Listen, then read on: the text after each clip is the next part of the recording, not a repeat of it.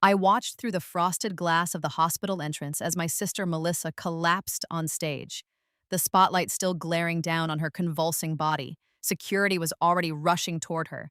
Paramedics were being called, and I stood there in the warmth of the lobby, my phone in my hand showing 17 missed calls from my mother, and I pressed the power button until the screen went dark.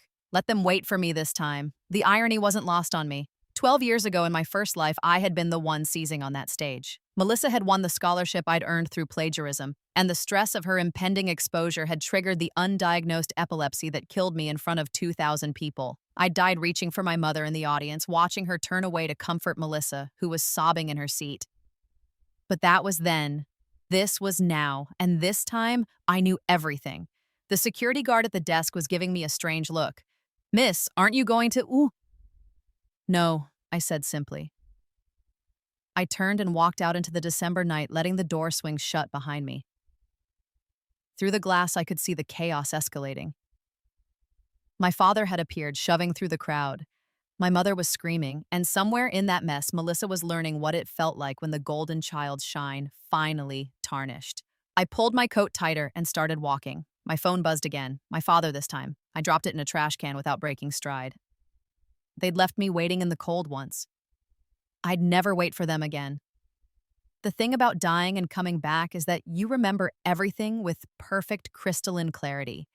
Every moment of neglect, every casual cruelty, every time you were told you were being dramatic or selfish or ungrateful. I was 8 when it started. Melissa was 6, and she'd just won some local beauty pageant. I remember coming home from school, excited to show my parents my report card, straight A's again, and finding the living room transformed. Balloons, streamers, a banner that read, "Congratulations, Princess Melissa." "Mom," I'd called out, "I got my report card." She'd barely glanced at me. "That's nice, sweetie. Put it on the fridge. We're having a party for your sister." I'd stood there, holding my report card with the big gold star sticker, watching as relatives I rarely saw fawned over Melissa. My aunt had ruffled my hair as she passed. "You must be so proud of your little sister." I'd nodded because what else could I do? That was the pattern that would define the next decade of my first life. Melissa was the star. Melissa was the talent. Melissa was the one who needed the expensive voice lessons, the pageant coaches, the designer dresses. I was the one who needed to understand, to be mature, to stop being so needy. When I was 12 and Melissa was 10, I'd auditioned for the youth orchestra, first chair violin. I'd practiced for months, my fingers, bleeding from the strings, staying up late after finishing my homework to perfect every note. I'd been accepted, and the conductor had called me a prodigy.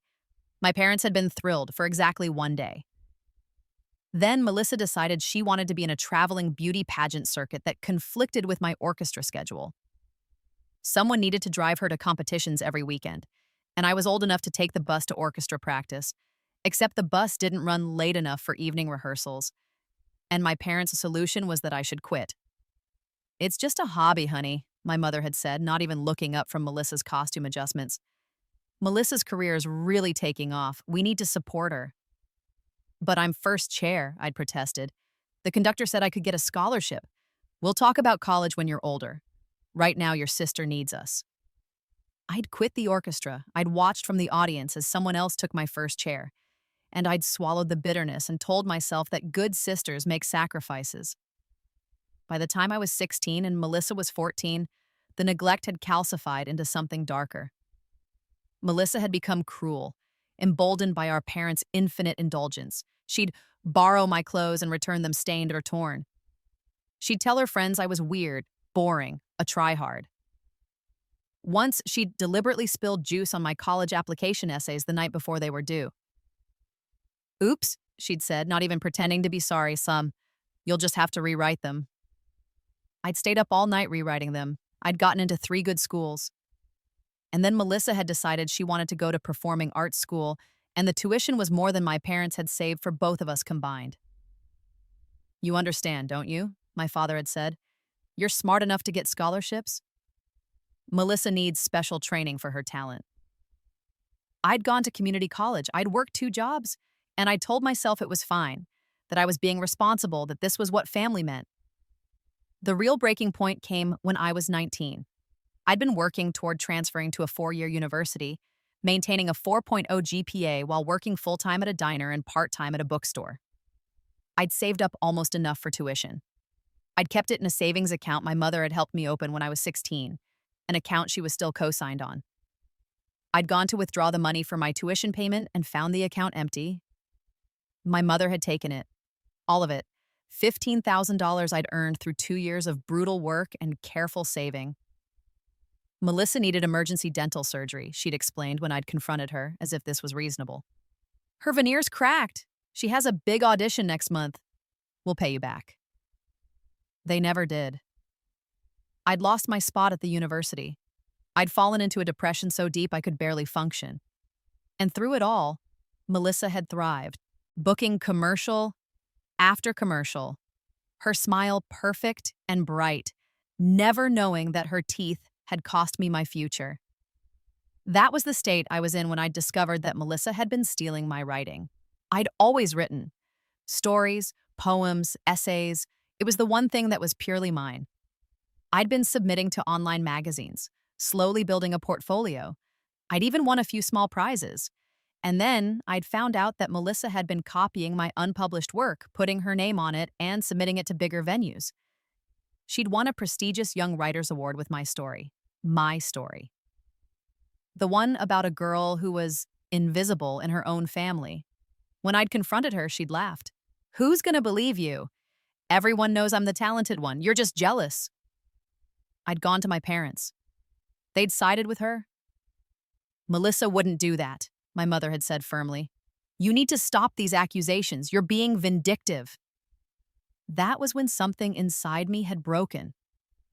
I'd stopped eating, stopped sleeping, stopped pretending.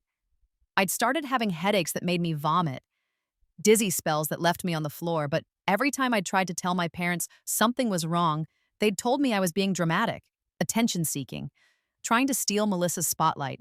The headaches were the epilepsy, undiagnosed, untreated, getting worse. It had all come to a head at Melissa's big showcase, the performance that would determine if she got a full scholarship to a prestigious performing arts college. She was going to sing, and I was supposed to be there, supportive as always, watching from the back row. But that afternoon, I'd found the evidence. Melissa's laptop, carelessly left open, emails between her and a writing professor discussing her work, my work. Dozens of my stories, all with her name on them. She'd been building an entire portfolio of plagiarized writing. I'd screenshot everything. I'd been about to send it to the scholarship committee when the first seizure hit. I'd woken up on the floor, my head bleeding, my phone just out of reach. I'd crawled toward it, trying to call for help, but my body wasn't working right. I'd managed to trigger the emergency call, but I couldn't speak. Couldn't tell them I was dying. I'd made it to the venue on pure adrenaline, thinking if I could just get to my parents, if I could just show them the evidence, they'd finally see. They'd finally help me. I'd collapsed in the lobby. People had stepped over me. Someone had called an ambulance, but it was slow to arrive. I'd watched through the doors as Melissa performed, perfect and golden under the lights. I'd watched my parents in the front row, beaming with pride. I'd had the second seizure during her final number. This one had been massive. People had finally noticed. The performance had stopped. Melissa had run off stage crying. Not because I was dying, but because I'd ruined her moment. My mother had run to her. My father had followed. I'd died in the lobby, alone, my phone still clutched in my hand with the screenshots that would never be seen. And my last thought had been a desperate, bitter wish. If I could do it over, I'd make them pay. And then I'd woken up. I'd been 8 years old again, lying in my childhood bed, the morning of the day Melissa won her first pageant. The day it all started. I'd sat bolt upright, gasping, my heart racing. And in that moment, I'd known 3 things with absolute certainty. 1, this was real. I was 8 again, but I remembered everything. 2, I had a second chance. 3, I was going to use it. The first few weeks were disorienting. I was trapped in a child's body with an adult's memories and a decade of trauma, but I was also free. Free from the weight of all those years of abuse. Free from the undiagnosed epilepsy that wouldn't kill me this time because I'd see it coming. Free from the expectations that I'd swallowed like poison. Most importantly, I was armed with information. I knew every choice my parents would make. Every time they'd choose Melissa over me. every sacrifice they'd demand, every opportunity they'd steal. And I knew exactly how to stop it. The first change I made was subtle. When Melissa won that first pageant, I congratulated her. I smiled. I helped her celebrate. And when my mother said, as I knew she would, "Put your report card on the fridge, sweetie," I did exactly that. But this time, I also took a photo of it. And I started a folder on my computer, password protected, dated, and labeled. I was building evidence of everything. Every time I excelled and was ignored, I documented it. Every time Melissa was praised for mediocrity, I noted it. Every expense my parents made for her versus what they spent on me, I tracked it all. I was 8 years old with the mind of a 19-year-old who'd been murdered by neglect. I was patient. I was strategic. And I was absolutely ruthless. The second thing I did was protect myself medically. I accidentally stumbled during PE class, hitting my head. The school nurse called my parents, concerned about a possible concussion. At the hospital, I very carefully mentioned my headaches, the early warning signs I now recognized. The doctor ordered tests. They found the epilepsy early. With treatment, it was manageable. I'd never have another seizure. My mother had been annoyed by the medical bills. "Melissa has pageant expenses," she'd sighed. But I was already on medication, already safe. That was one future I'd rewritten. The third thing I did was protect my talents. I still joined the orchestra, but this time, when my parents tried to make me quit, I had a strategy. I'd called the school counselor and explained tearfully that music was my only outlet, that I was struggling with feeling overlooked at home. The counselor had called my parents. They'd been furious at me for airing our family business, but they couldn't make me quit without looking like monsters. I stayed in orchestra. I won competitions. I built a resume that couldn't be ignored. And slowly, methodically, I began to lay the groundwork for my revenge. I knew when Melissa would start stealing my writing because I remembered every story I'd written, every poem, every essay. So this time, I wrote them differently, better. And I submitted them immediately, under my own name, to every venue I could find. I built a legitimate portfolio of published work, copyrighted and dated, years before Melissa would even think to steal from me. When the time came and she tried, I had proof of prior publication.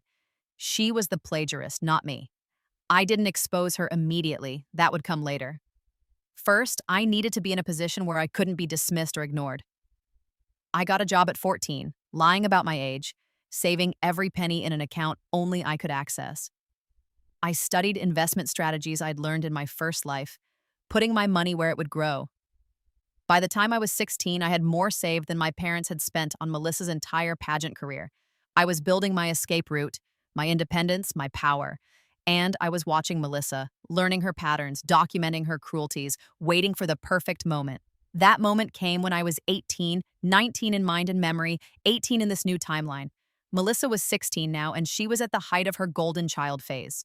She'd just been offered a full scholarship to performing arts school, contingent on her final showcase performance. The same performance where I died in my first life. This time, I was ready.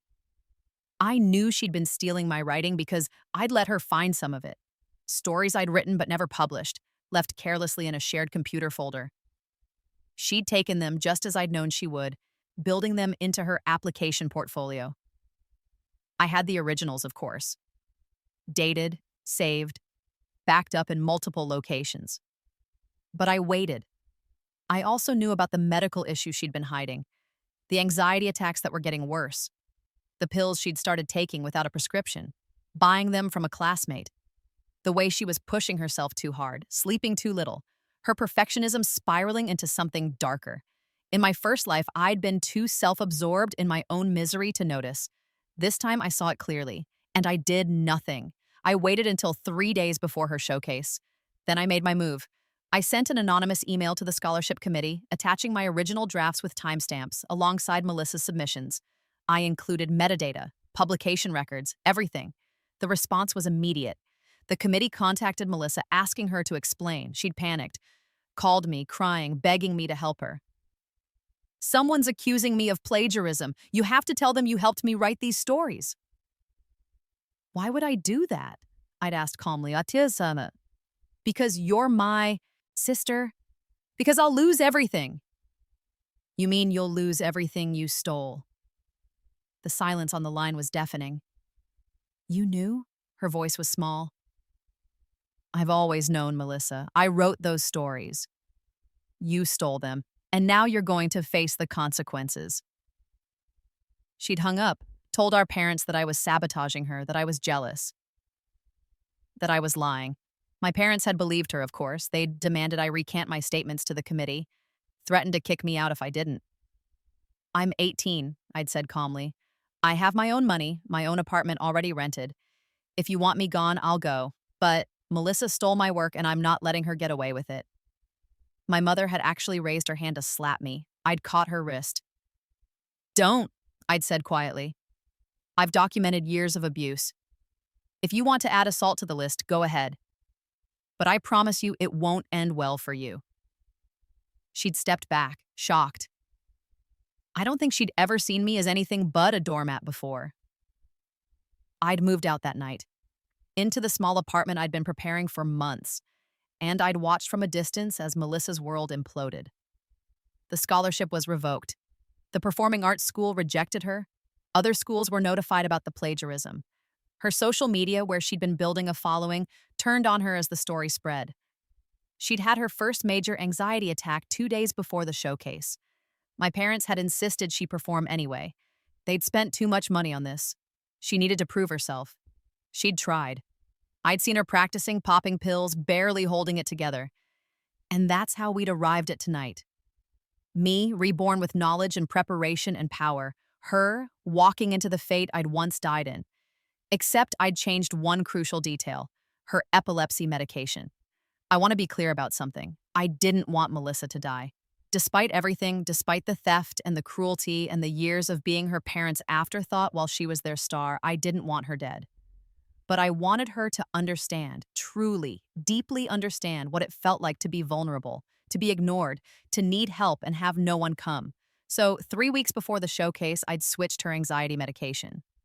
Not with something dangerous, nothing that would kill her or cause permanent damage, but I'd replaced her prescription with a supplement that looked identical but did nothing, because I remembered that her anxiety was manageable with proper medication. But without it, under extreme stress, she'd spiral. I'd watched it happen in my first life, just later in the timeline. She'd had a breakdown in her 20s after years of unsustainable pressure. She'd recovered, gotten proper help, and been fine. But I'd moved up the timeline, and I'd made sure it happened at the worst possible moment. So when she'd stepped on stage tonight, she'd been unmedicated, sleep-deprived, and drowning in the consequences of her plagiarism.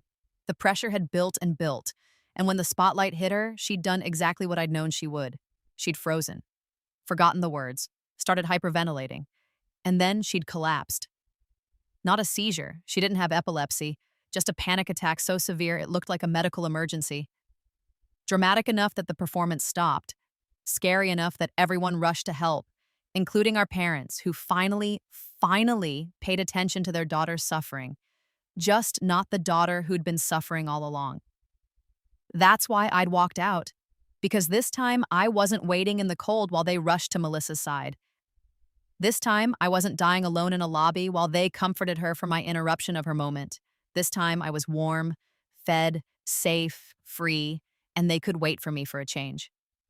My phone was buzzing in the trash can as I walked away, but I felt nothing.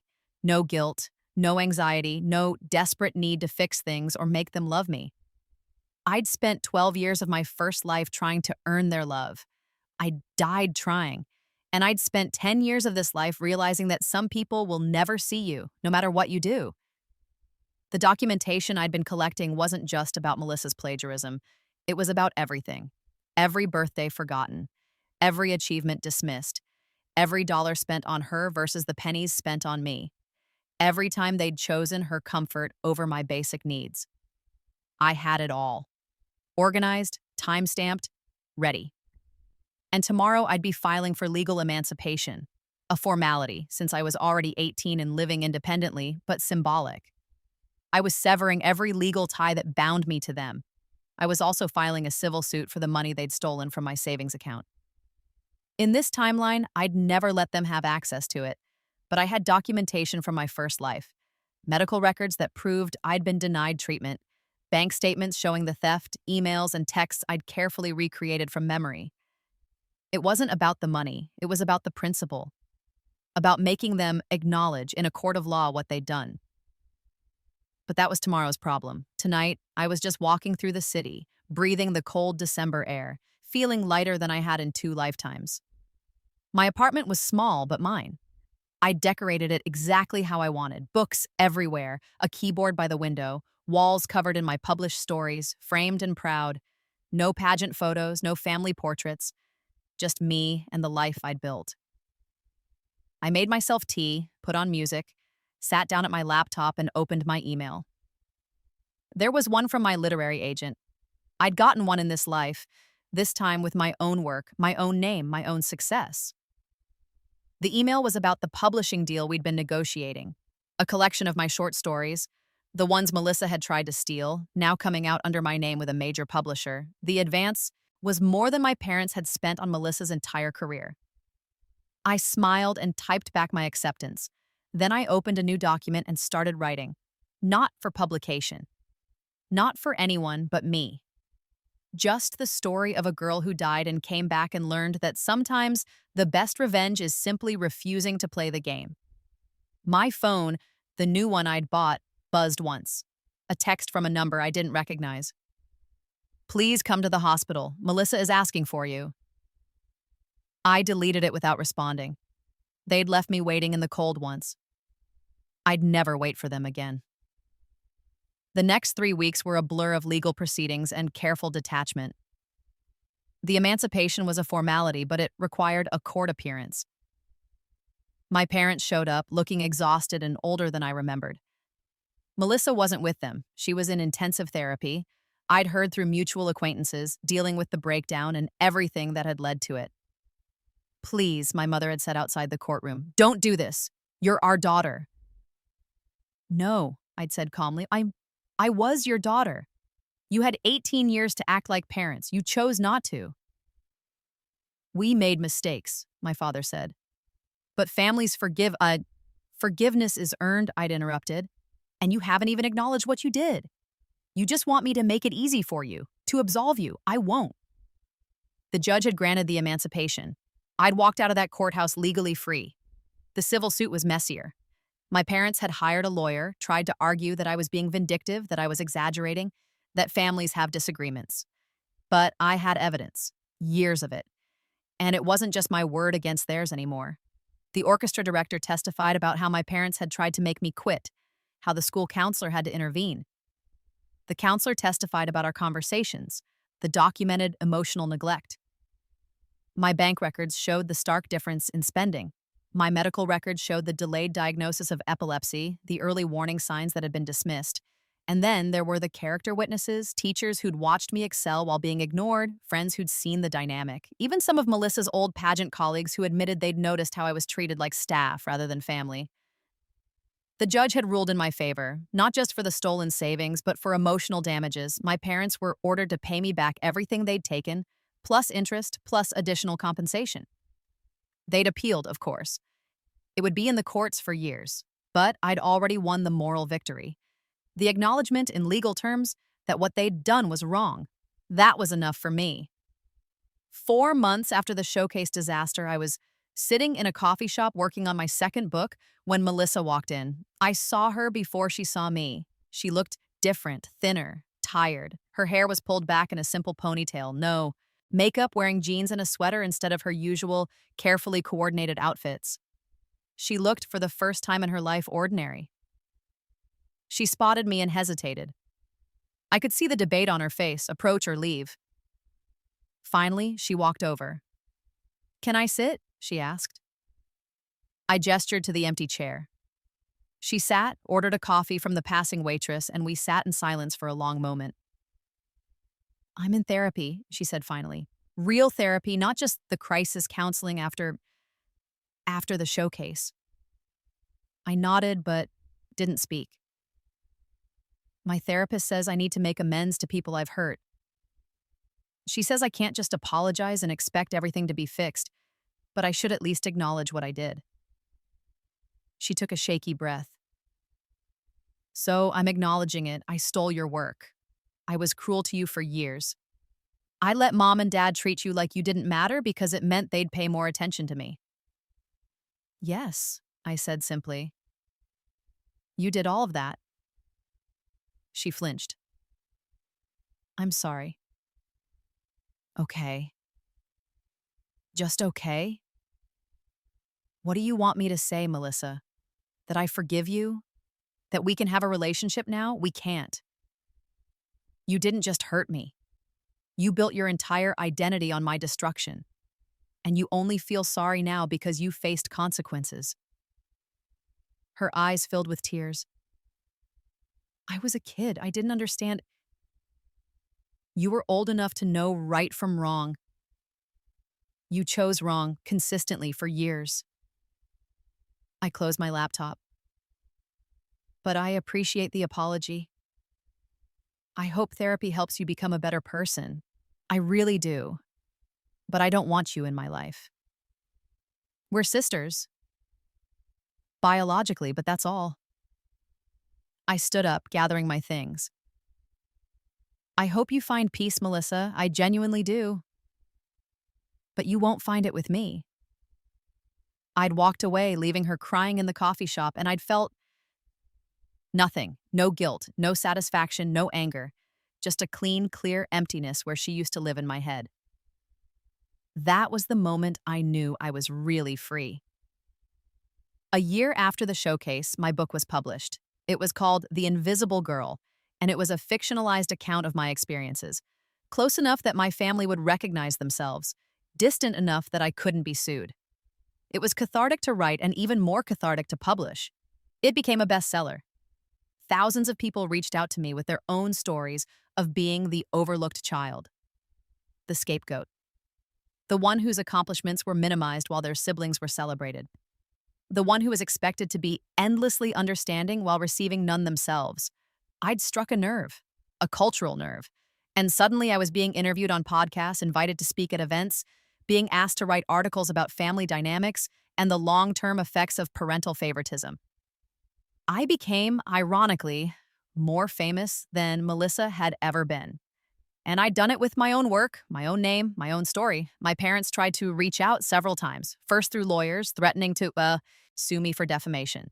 My publisher's legal team laughed that out of court. Truth is an absolute defense, and I had documentation for every claim in the book.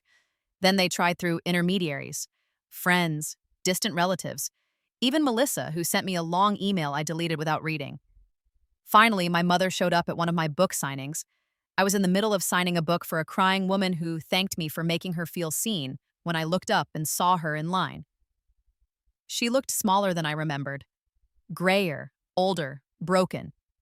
When she reached the front of the line, she didn't say anything, just stood there, holding a copy of my book. Would you like me to sign it? I asked politely. I read it, she said. The whole thing. And? Is that really how you felt all those years? I looked at her evenly. You're asking if I really felt invisible and unloved in my own family? Yes, Mom. That's exactly how I felt. Because that's exactly how you treated me. We loved you. You loved the idea of me being the responsible one, the easy one, the one who didn't need anything. But you never loved me enough to actually see me. I took the book from her hands and signed it. To Mom, I hope this helps you understand what you lost. Best wishes, Sarah. I handed it back. She looked at the inscription and started crying. I'm sorry, she whispered. I'm so sorry. I know, I said. But sorry doesn't change anything. You had 2 daughters. You chose one and discarded the other. You don't get to be surprised when the discarded one doesn't want you back. Security was already moving toward us. I'd warned them my family might show up. They escorted her out gently. She didn't resist. I signed books for another 2 hours, hugged strangers, listened to their stories, told them they deserved better. Meant it every time. And when I got home that night, I didn't cry. I didn't feel guilty. I just felt exhausted and relieved, like I'd finally set down a weight I'd been carrying for 2 lifetimes. 2 years after the showcase. I was 21 in this life, 33 in memories. I'd published 2 more books. I'd moved to a bigger apartment with a view of the park. I'd adopted a cat named Phoenix because I liked the symbolism. I was sitting on my balcony drinking coffee and watching the sunrise when my phone rang. Unknown number. I almost didn't answer. Hello? Sarah, this is Melissa. I should have hung up, but something in her voice stopped me. What do you want? I'm not calling to ask for anything. I promise. I wanted you to know that I'm 2 years sober. From the pills, from the whole mess. I'm working now, teaching performing arts at a community center. Not performing, teaching. I'm good at it. The kids like me. That's good, I said carefully. Mom and Dad are divorced, she continued. It happened 6 months ago.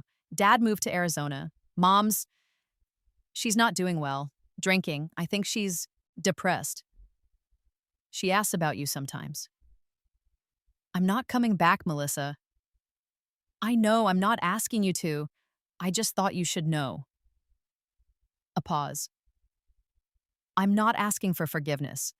I know I don't deserve it, but I want you to know that I understand now what I took from you, what they took from you, how much you must have suffered. Understanding doesn't erase it.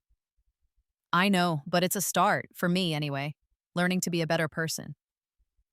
Another pause. Your books helped me. Really. Reading what you went through, how you survived it, it helped me understand how toxic I was. How toxic we all were. I didn't write them to help you. I know, but they did anyway. She took a breath. I'm not asking to be in your life, Sarah. I just wanted you to know that I'm trying, that I see what I did, that I'm sorry, truly sorry, in a way I wasn't before. Okay. Okay. Yes. Okay, I hear you. I acknowledge your growth, but it doesn't change anything between us. I know, she said softly. Goodbye, Sarah. Goodbye, Melissa. I hung up and sat there for a long time, watching the sun climb higher.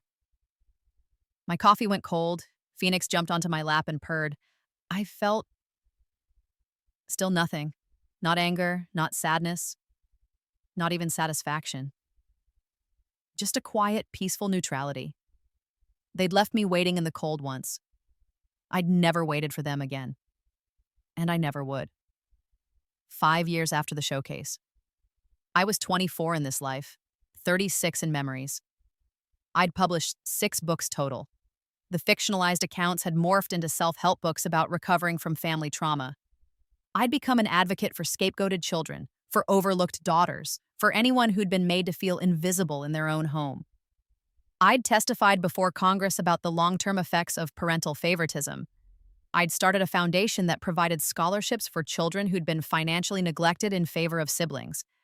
I'd built a life that meant something, that helped people, that made the suffering worth it. I was wealthy now, not just comfortable, genuinely wealthy. My books sold millions. My speaking fees were substantial. I'd invested wisely, using the knowledge from my first life to build a portfolio that would sustain me for decades. I bought a house. Not a mansion, I didn't need that, but a real home with space for a library and a music room and a garden. I filled it with things I loved. Hung my framed publications on the walls, set up my keyboard by a window with a view. Adopted a second cat named Ember to match Phoenix. I dated occasionally, nothing serious. I'd learned in my first life that I had trust issues and dying and being reborn hadn't magically fixed them. But I had friends, good friends, people who saw me, valued me, showed up for me, people who would never leave me waiting in the cold. I was happy, genuinely, deeply happy, in a way I'd never been in my first life. And then, on a random Tuesday in March, my doorbell rang. I wasn't expecting anyone. I checked the camera. Home security was something I took seriously and saw an elderly woman I didn't recognize. Well-dressed, expensive car in the driveway. She was leaning on a cane. Curious, I opened the door. Can I help you? She looked at me with sharp, intelligent eyes that were somehow familiar. Sarah Chen? Yes? I'm Dorothy Chen, your father's mother, your grandmother. I blinked. My paternal grandmother had died when I was 5 in my first life. I barely remembered her, but this woman was clearly alive and well. I didn't know you were still alive, I said honestly. Most of the family doesn't. I cut ties with your father 30 years ago. He was. She paused, choosing words carefully. Not the man I raised him to be, but I've been following your career, reading your books, and I think it's time we met. I stood there, torn between curiosity and caution. Why now? Because I'm 87 years old, and I don't have forever. Because your books made me realize I failed you by not reaching out sooner. And because I want to make amends for the family's failures, even if I wasn't directly responsible. I studied her. In my first life, I'd never gotten to know her. She died when I was too young, but there was something in her eyes, a sharpness, a strength, that called to me. Come in, I said finally. She sat in my living room, looking around approvingly. You've done well for yourself. I had to. No one else was going to do it for me. No, she agreed. They weren't, and for that, I apologize. I should have checked in on you. I knew my son was weak, and I knew your mother was problematic. But I'd cut ties so completely that I didn't realize I'd abandoned you too. Why did you cut ties? She sighed. Your father was always the golden child in my family. I spoiled him. His older sister was overlooked, much like you were. And when I finally understood what I'd done, when I saw how entitled and selfish he'd become, I tried to fix it. But he was already grown, already set in his ways, so I wrote him out of my will, stopped attending family functions, and tried to make amends with his sister instead. Did it work, the amends? Somewhat. We have a relationship now, not perfect, but better. She looked at me directly. I don't expect you to forgive me or welcome me into your life, but I wanted you to know that I see you. I see what you've accomplished despite everything, and I want to help if you'll let me. Help how? Financially, if you need it, though it seems you don't. Emotionally, if you want it. And legally, if it's useful. I have a very good lawyer who specializes in cutting toxic family members out of estates and preventing them from making claims. I couldn't help it. I laughed. Are you offering to help me further alienate myself from the family? She smiled. I'm offering to help you protect yourself. There's a difference. We talked for 3 hours. She told me about her life, her mistakes, her regrets. I told her about mine, both lives actually, the dying and coming back. She listened without judgment, without disbelief. That explains a lot, she said when I finished. The maturity, the strategic thinking, the absolute unwillingness to be manipulated. You believe me? Stranger things have happened. And frankly, whether it's literally true or a metaphor for trauma and recovery doesn't matter. You lived through something terrible twice and came out strong. That's what counts. When she left, she gave me her contact information. No pressure, but if you want a grandmother, I'm volunteering for the position. If you don't, I understand. I'd kept her card, and a week later, I'd called her. We'd had lunch, and then another lunch. And slowly, carefully, we'd built a relationship. She was nothing like my parents. She listened. She asked questions. She respected boundaries. She celebrated my success without trying to take credit or diminish it. She was, in short, what family should have been all along. It didn't fix everything, didn't erase the trauma or the pain, but it helped. Having one blood relative who actually gave a damn, who showed up, who tried, it helped more than I'd expected. 6 months after we met, she did something unexpected. She called me to her lawyer's office and handed me a document. I'm leaving you everything, she said bluntly. The house, the investments, the whole estate. Your father is getting nothing, and Melissa is getting nothing. You're the sole beneficiary. I know you don't need it. You've built your own wealth, but I want you to have it anyway. Because you deserved a family that supported you, and since they didn't, I'm making up for lost time. She smiled. Also, it's going to absolutely infuriate your father. And at my age, I'm allowed to be petty. I'd laughed, and then I'd cried. And then I'd hugged her, this stranger who'd become family in the way blood never had. Thank you, I'd whispered. No, she'd said firmly, but see, thank you for surviving, for thriving, for showing me it's never too late to do the right thing. 10 years after the showcase. I was 29 in this life, 41 in memories, a decade of freedom, a decade of growth, a decade of peace. My career had evolved. I still wrote books, but I'd also become a public speaker and a consultant for family therapists. I'd helped develop training programs for identifying and addressing golden child syndrome. I'd worked with legislators on laws protecting financially exploited children. I'd made a difference. Not just for myself, but for thousands of people who'd lived similar stories. My grandmother had passed away 2 years prior, peacefully in her sleep at 91.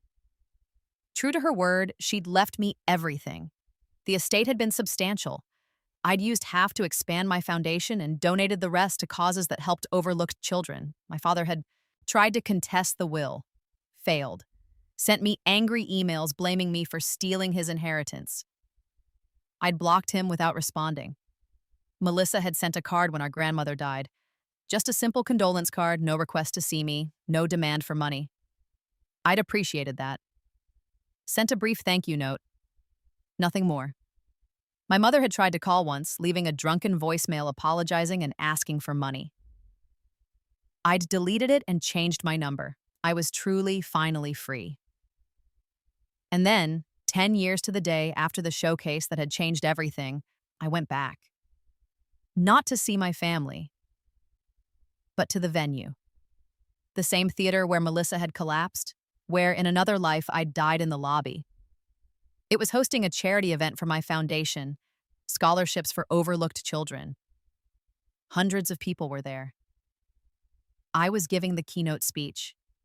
I stood backstage waiting for my introduction and felt the weight of both my lives converging. The girl who'd died here, unloved and alone. The woman who'd survived, thrived, and returned victorious. The MC called my name. I walked on stage. The spotlight hit me, the same spotlight that had illuminated Melissa's breakdown, that had shone on my dying body in another timeline. I looked out at the audience, saw faces of all ages, saw hope and pain and recognition, saw people who understood, and I spoke. 10 years ago in this very theater, I learned the most important lesson of my life. I began. I learned that waiting for people to see you, to value you, to love you the way you deserve, that waiting can kill you. I told my story. Not the literal rebirth, that was too strange for a public speech, but the emotional truth, the neglect, the favoritism. The moment I decided to stop waiting and start building my own life. They left me waiting in the cold, I said, and I never waited for them again. And that decision, that refusal to keep begging for scraps of affection from people who'd proven they had none to give, that decision saved my life. The audience was silent, rapt. You don't owe your family your suffering, I continued. You don't owe them your health, your sanity, your future, or your forgiveness. You owe yourself peace. You owe yourself safety.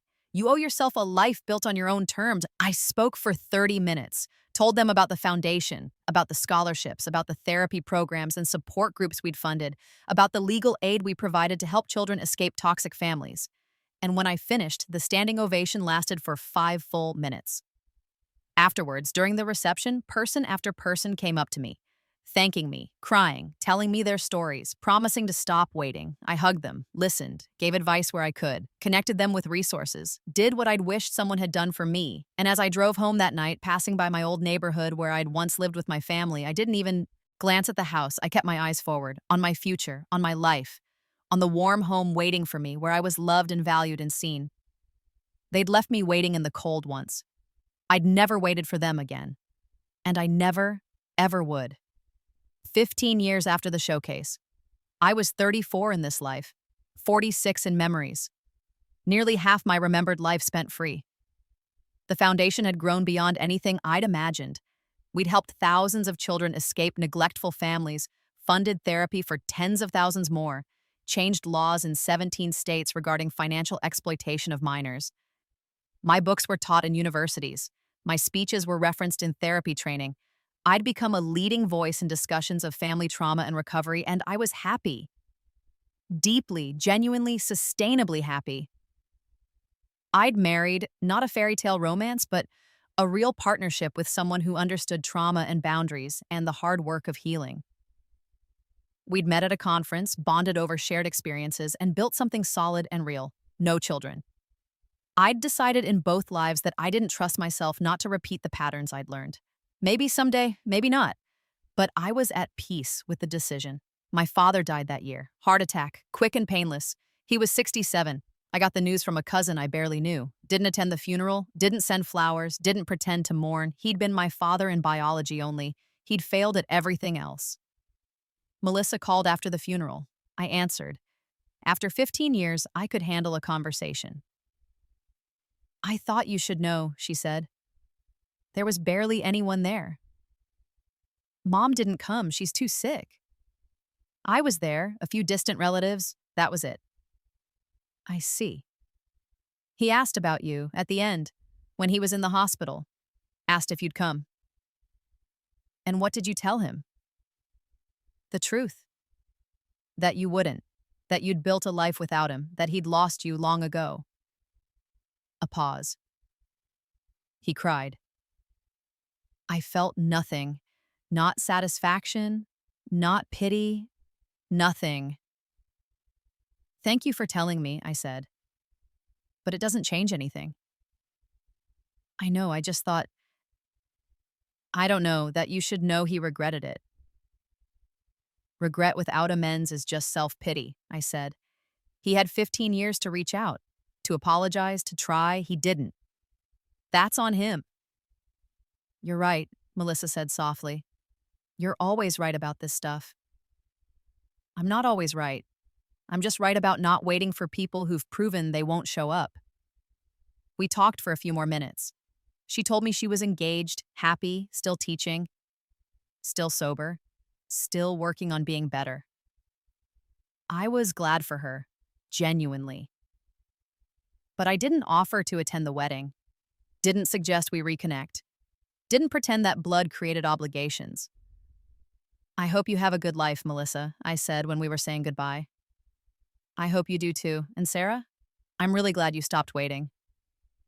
After she hung up, I sat onto my balcony, a different one now in a different city, looking out at a different view, and thought about the two versions of myself. The one who'd died waiting, the one who'd lived by refusing to wait. The choice had made all the difference. 20 years after the showcase.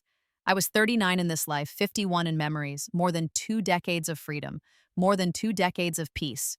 I'd written 12 books total. The last few had been different, not about trauma, but about recovery, about joy after pain, about building a life worth living.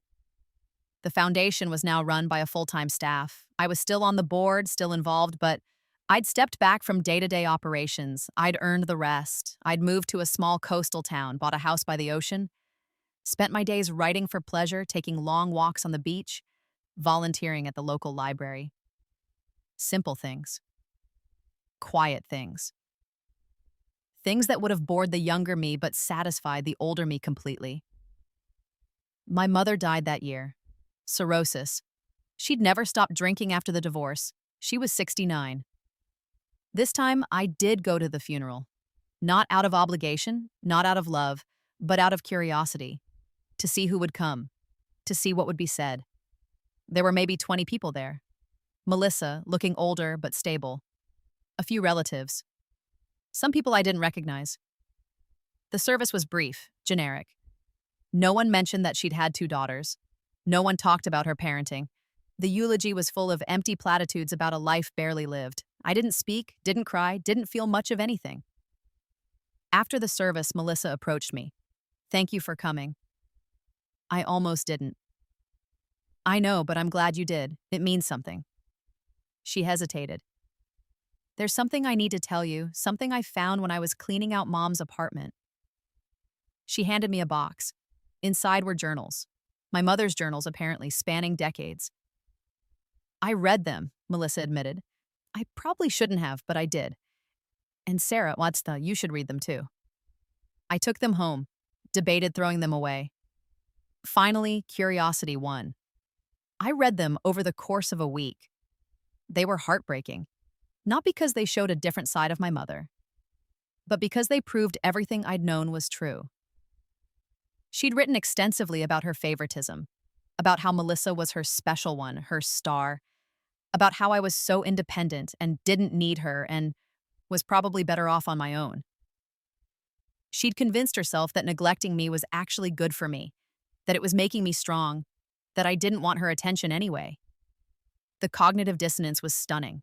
She'd ignored every sign that I was suffering and reinterpreted it as evidence that I was fine. And then, in the later journals, after I'd cut contact, the tone changed. She wrote about missing me, about wondering where she went wrong, about wanting to reach out but being too proud, too ashamed, too afraid. She'd known. On some level, she'd always known. She just hadn't cared enough to change. The last entry was dated a week before she died. I saw Sarah on TV today. She was giving a speech about family trauma. She looked so successful, so happy, so far away from me. I wanted to call her, but what would I even say? I'm sorry I chose your sister over you for your entire childhood. I'm sorry I took your money and dismissed your pain and let you die alone. She wouldn't believe me. She shouldn't believe me. I had decades to be a better mother. I chose not to be. And now I'm dying and my daughter won't even know, and it's exactly what I deserve. I closed the journal, sat with it for a long time. Then I took all the journals out to the beach, built a fire, and burned them. I didn't need her confession, didn't need her regret, didn't need anything from her anymore. She'd left me waiting in the cold. I'd never waited for her again, and now she was gone, and I was still here, and that was enough. The flames consumed the journals, and I watched the smoke rise into the evening sky, carrying away the last remnants of my old family, my old pain, my old life. And then I went home, made dinner with my spouse, played with our newly adopted dog, and didn't think about them at all. 25 years after the showcase. I was 44 in this life, 56 in memories, a quarter century of freedom. I'd stopped counting years since the showcase. It was no longer a landmark in my life. Just a day, unremarkable except for what it had taught me. I was fully retired now from public work. The foundation ran itself. My books still sold steadily, providing passive income. I spent my days however I wanted, reading, gardening, painting, a hobby I'd picked up late, teaching a creative writing class at the local community college. I had friends, real friends, people who'd been in my life for decades, who knew me, who showed up, who never left me waiting. Melissa had sent me a card every Christmas for the past 15 years. Just a simple card updating me on her life, never asking for anything in return. I'd started sending one back 5 years ago. We'd never be close, but we'd found a kind of peace. And then, on a random Tuesday in September, I got a letter from a stranger. Her name was Jennifer. She was 19 and she'd read my books. I just wanted to thank you, the letter read. I was the forgotten daughter in my family. My sister was the star. I was invisible. I'd accepted it as normal until I read your books. And then I realized it wasn't normal. It was abuse. And I didn't have to stay. She went on to explain how she'd used my books as a roadmap, documented everything, saved money, applied for my foundation scholarship. She'd just started college, fully funded, living in her own apartment, free from her family for the first time in her life. They left me waiting too, she wrote. But because of you, I learned I didn't have to wait anymore. You saved my life. Thank you. I read the letter 3 times. Then I wrote back. I told her I was proud of her, that she'd saved herself. I'd just shown her it was possible, that the hard part was ahead of her, the healing and growing and learning to trust, but that it was worth it. I told her to stop waiting, to keep moving forward, to build the life she deserved, and I told her what I'd learned in 2 lifetimes, 25 years of freedom. You don't owe anyone your suffering, not your family, not society, not even yourself. You survived. Now it's time to thrive. And if they ever try to come back, if they ever ask you to wait for them again, don't. You've done enough waiting. It's their turn to wait, and you'll be long gone. I sent the letter and felt for the first time in years the old emotions stir, not pain, not anger. but a fierce, protective love for this stranger who was me, who was all of us, who was learning to stop waiting. That night, I wrote one final book, not for publication, just for myself. The true story of dying and being reborn and choosing every single day to live. I titled it Never Waiting Again. And when I finished it, I locked it in a drawer and never looked at it again because I didn't need it anymore. The story was over. The lesson was learned. They'd left me waiting in the cold for her. I'd never waited for them again. And that decision, that simple refusal, had given me back my life. Both of them. The end.